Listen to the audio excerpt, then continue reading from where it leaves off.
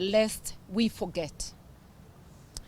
We find ourselves at a critical juncture where the forces of complacency and impunity threaten to drown out the calls for justice, equity, and accountability. The storm that swept across our nation in the form of protests and dissent may appear to have quieted, but the issues that ignited it remain unresolved. Let us be clear. What appears to be the quieting of the political storm is but an uneasy calm that leaves unresolved issues simmering beneath it. On the subject of abuse of human rights, the oppressive political climate continues unrelentingly to stifle the voices of citizens and to specifically target around various parts of the country persons, mainly youth, who were marked by the abduction squads during the protests. People have been arrested at the river, in Mombasa, in Nairobi, and in many other parts of the country. We are getting a full list. The Ruto regime appears hell-bent on stifling dissent and any enjoyment of civil liberties by citizens. The Constitution, it appears, has been cast aside by Ruto and his ruling elite. You remember his famous statement during his swearing in, "When I put the Bible down." It appears it's not only the Bible he put down, it's also the Constitution that he cast aside. He cast aside the Constitution and the rule of law. The law enforcement agencies, more specifically the National Police Service, have blatantly ignored court orders. We have seen arbitrary arrests, detentions, and arraignment in court on trumped-up charges. Since the start of the peaceful Gen Z protests by patriots who waved our national flag and conducted themselves in a most civil and orderly manner, the police have unlawfully and needlessly caused loss of lives to over 60 people, mainly youth, according to the Kenya Human Rights Commission, and injured hundreds, some grievously, abducted many, some of them turning up dead in morgues, others in abandoned quarries. Further, police have arbitrarily arrested and detained hundreds. Some later released without charges after spending nights in the police cells, and others being arraigned in courts on trumped-up charges, ostensibly to intimidate and inflict maximum fear in the population so that citizens will fear expressing their views or enjoying or ever joining protests or expressing dissent. So the era of fear is back. On the subject of those who have lost their lives, we cannot be sure they are over 60 or over 100 or 200. You will remember the falsification of records at the city mortuary, where a protester shot in Athi River was listed as an accident victim from Ruto, thereby adding the agony and preventing his parents from being able to trace him expeditiously. How many more falsifications of records? The Kenya National Commission on Human Rights tells us that there are over 50 people missing. Are they really 50 or more? Are the missing people dead or alive? Because it's since the 25th of June. It's almost 3 months. It is very sad that this is the situation, and we are not seeing any cooperation by the law enforcement agencies, any cooperation from the Ruto regime to establish how many died, to make reparations, to establish the whereabouts of the missing, and bring closure to their families. We are also experiencing a spate of disobedience of court orders. You remember a court order, and those who may not know, issued by the Malindi High Court on the 24th of June this year, and confirmed on the 17th July 2024 after inter-party hearing, meaning the state was represented in the hearing before the confirmation. These orders restrained the police from interfering with peaceful protests, using water cannons, tear gas, live ammunition, rubber bullets, or other crude weapons or draconian measures, and from deploying brute force or any form of violence against persons protesting. Picture this, the order is issued on 24th of June. 25th was the day of massacre of protesters in and around Parliament and other parts of the country, and even within Nairobi. That was the peak, a day after court orders. Police have continued to arrest people arbitrarily. You will recall Nane, people could not access the CBD and other towns in Kenya. There was such heavy police presence, stopping people from gathering together, using tear gas. I went to town and I witnessed use of tear gas unnecessarily. Anywhere they see 10 people, tear gas, arrests. I escaped by a whisker myself. They've been using live bullets countrywide, tear gas and batons to brutalize peaceful protesters and people who are going about their business. The media has not been spared. We saw on camera media people, a lady was shot in Nakuru. In Nairobi, we saw them brutalizing the media, and many others that we have not witnessed in the media, but the complaints have been there. And we are saying it is not enough for the police to have a meeting with the media council or with any other sections of the media. We demand accountability. We demand accountability for violation of human rights, for death, for assault of both citizens and the media. And we must not agree to forget and lower our demands.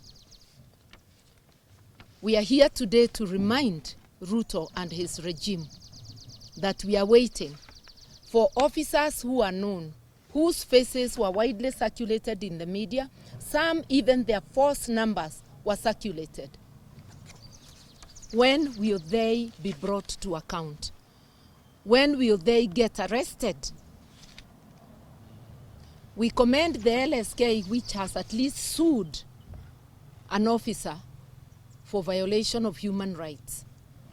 And we urge, in the absence of any action, positive action by the Ruto regime, that as Kenyans, we unite and push for accountability. Remember, this was the main demand of the Gen Z. Accountability across the board in all affairs. We are seeing a period of increased impunity instead of a changed mode of governance. The Ruto regime is not only operating with impunity, but it is also encouraging impunity and thus a breakdown of law and order within the ranks of the police force and high-ranking public officials.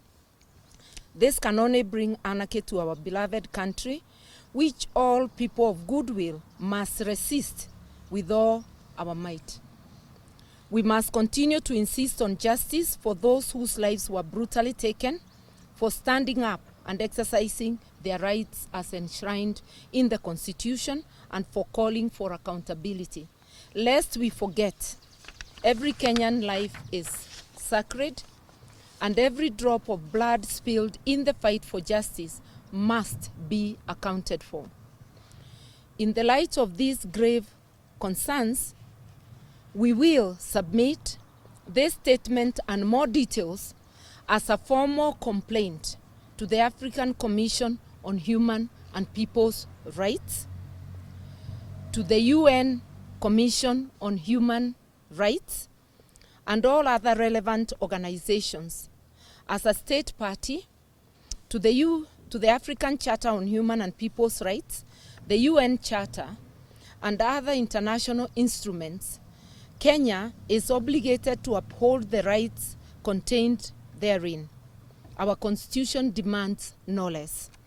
We will not hesitate to call out these violations on the continental stage and on the international stage, especially in the light of the increased, or rather, of the state having reverted to its default status, and of their using fear as a tool to intimidate and as a strategy to suppress the dissent. This has now become the official policy of the KK regime.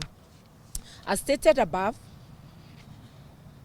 we have seen arbitrary arrests and abductions continue, targeting those who dare to speak and those who dare to demand accountability. We refuse to remain silent. We refuse to be accomplices to the betrayal of the people of Kenya. We must speak out for those who cannot, for those whose voices have been muzzled by a state determined to criminalize freedom of thought and expression, and to ignore the principles of the Constitution and not giving people a right to be heard. The Constitution they are trampling on demands that we as citizens defend it. It is actually an obligation of every citizen and of every public official to obey, protect, and defend the Constitution. We must enjoy the rights that it bestows. We are approaching the 14th anniversary of the promulgation of our Constitution next Tuesday. We must reflect on how far we have strayed from its promises. The human and socio-economic rights enshrined in these documents are under siege by those who swore to protect them. The right to life is under attack. The right to freedom of expression and thought is under attack. The right to fair trial is itself on trial. The right to dignity is being eroded daily. And perhaps most egregiously, the right to education is being sacrificed at the altar of crony capitalism. You will remember that there is now a new method of funding education, and we believe it is deliberately designed to erode access to education. The introduction of the variable scholarship and loan funding model is nothing short of betrayal by people who enjoyed education funded by the state. It shifts the burden of education to the backs of students and their families, majority of whom can ill afford, violating the essence of Article 43 of the Constitution, which guarantees the right to education. This model, if implemented without meaningful public participation, is not only unconstitutional but also discriminatory. it exacerbates the socio-economic inequalities that already plague our nation, denying countless young Kenyans the opportunity to better their lives through education. The latest assault on our rights is part of the same economic oppression that led Kenyans to rise and protest against the Finance Bill 2024 and other punitive tax measures. Just as Kenyans rejected the heavy hand of the state in imposing unjustifiable taxes that threatened to crush the livelihoods of millions, we must now reject this new oppressive university funding model placed on the shoulders of our students and their families. It represents an attempt to extract wealth from the most vulnerable and to consequently deepen the economic divide in our society. In a similar fashion, the ongoing CBC system, competency-based curriculum, which restructures secondary education and segregates junior secondary and the rest of secondary. You know, secondary years are 4. So the first 2 are put aside, away from the other 2. We find this move illogical. Remember, every secondary school has 4 classes, from 1 to 4. We are now in the process of building junior secondary schools. Why wouldn't we have the same secondary school house, both junior secondary and forms 3 and 4? When I went to school, I wouldn't care to tell you how many years ago, but it's a while. It's a couple of decades, about 4 or more. I did the Kenya Junior Secondary Examination before proceeding to Form 3 and 4. And those days, secondary school was 1. It didn't stop me and others from sitting for junior secondary before it was abolished. You sat, and it was not compulsory.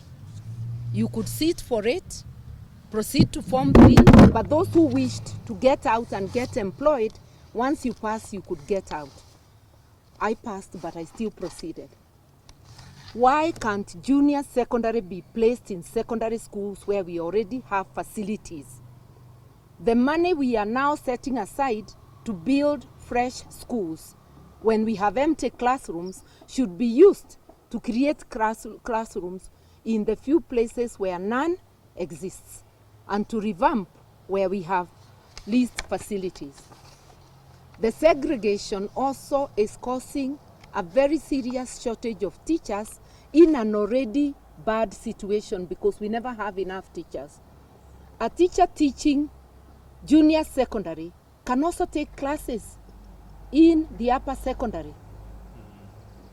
But now what is happening is that the JSS teachers are being made to teach subjects they were never trained for because the 2 systems are segregated.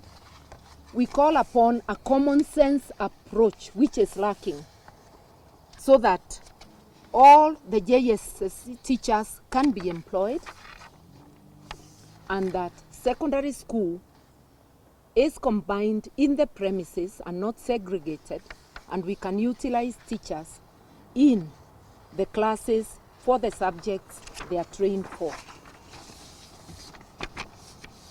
Failing to do so means that our children are being subjected to a lack of proper learning, because in most schools they will not have teachers, and if they have the JSS teachers, they are being forced to teach subjects that they were not adequately trained for. We also call for the reinstatement of the JSS teachers who were sacked because of protesting these very injustices, and the formal employment of the 46,000 junior secondary school teachers currently being treated as interns. The trashing of accountability in the Ruto regime has moved to a higher notch. You will remember that transparency and accountability are one of the foundational principles in Article 10 of our Constitution. And as I said earlier, this was the main demand of the Gen Zs and the genesis of the protests. Where there is accountability, the regime will respect the rule of law, human rights, and people's participation. Lest we forget, the protest on the finance bill came because of a refusal to respect people's voices, refusal to accept meaningful participation by the people. These are the same signs that we are getting now. Some aspects of the rejected bill, such as the fuel levy and other issues that this tone-deaf regime is now talking of returning. You have heard of talk of returning sections of the finance bill. As Kenyans, we must not accept this, and we must continue to question. And this is the same script the regime is using to gift, I will not talk of concession, to gift the Adani Group our main gateway, the Jomo Kenyatta International Airport. I am saying to gift them because this is surrounded by opaqueness. Nobody knows what benefit Kenya will get by the discredited Adani Group coming to operate in Kenya. Kenyans have been ignored, and even people working at the airport have been ignored. We are urging that we double our vigilance and we continue to resist and to question these violations of our Constitution and of basic decency. The country belongs to us, not to the ruling elite. There is this thing in Kenya that when people get elected, they think they own the country and the people, and they know what is best for us. That is not what our Constitution says. Our Constitution gives sovereignty to the people, and everything, the people must be consulted and be involved in whatever affects them. So I'm urging that we be vigilant daily. We refuse to be complacent, and we refuse to be quietened by these intimidating state tactics and forces. Let us not forget the lives lost, our rights which have been trampled, the dreams deferred. Let us not forget the violation of the freedom of the press and the violation of human rights of media practitioners. We are calling for accountability across the board, and let us not take every incident as an isolated incident. Let us know that they are all adding up together. And if we do not stand up for our rights, nobody else will, and darkness is going to envelop our country. We must reject that. So let us not relent in demanding the full restoration of the guarantees of the human rights and civil liberties enshrined in our Constitution for every single Kenyan. Lest we forget, eternal vigilance is the price of freedom. So we have to do this all the time. And we promise, as a party and as people, we will continue standing up for what is right. We thank you.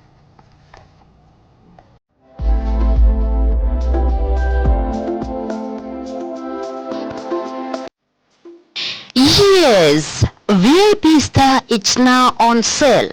VIP Star includes a barber shop, salon, and a massage parlor.